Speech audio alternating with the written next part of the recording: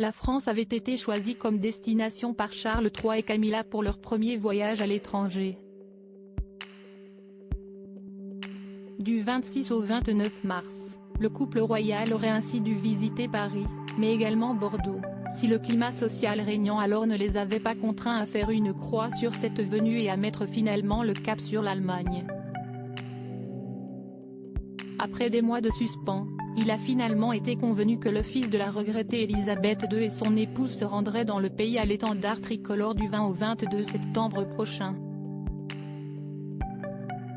En premier lieu, le couple sera donc de passage à Paris et devrait loger dans un lieu étonnant.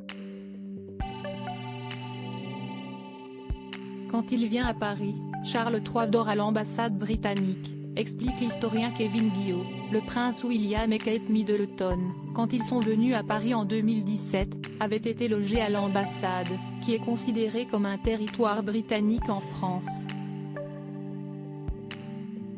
Élisabeth II faisait pareil, et dormait à l'ambassade quand elle était de passage dans la capitale.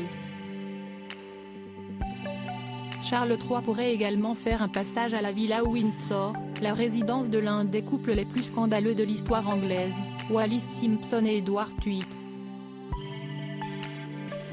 Reste à savoir si le père des princes William et Harry suivra le programme initialement prévu lors de son passage dans la Ville Lumière, cérémonie sous l'Arc de Triomphe sur la tombe du soldat inconnu, discours au Sénat pour lui, vernissage d'une exposition consacrée à Manet et Degas au musée d'Orsay pour elle, puis dîner d'État au château de Versailles avec Emmanuel et Brigitte Macron. Rétro 2022, Charles III, revivez les temps forts de l'année du nouveau roi Charles III, ses 40 domestiques qui l'accompagnent lors de ce voyage en France. Charles III et Camilla ne devraient pas être accompagnés d'une délégation britannique,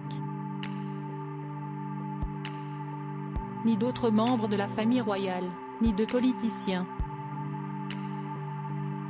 Par contre, de nombreux domestiques seront du voyage pour être aux petits soins pour le nouveau roi. Charles III devrait être entouré d'une quarantaine de personnes également logées à l'ambassade, souligne l'historien. Un personnel très nombreux qui n'était pas du goût de la reine Élisabeth II.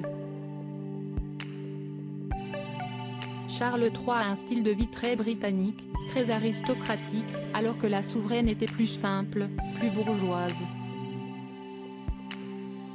De son vivant, la monarque s'agaçait que son fils n'arrive avec plus de domestiques qu'elle quand ils allaient à Balmoral ou Sandringham, s'amuse l'expert. Il faut dire que le roi a des petites manies, qui frisent parfois l'obsession. Repassage chaque jour de ses pyjamas ou encore de ses lacets. Et 2 cm de dentifrice, pas plus, sur sa brosse à dents. Crédit photo, agence.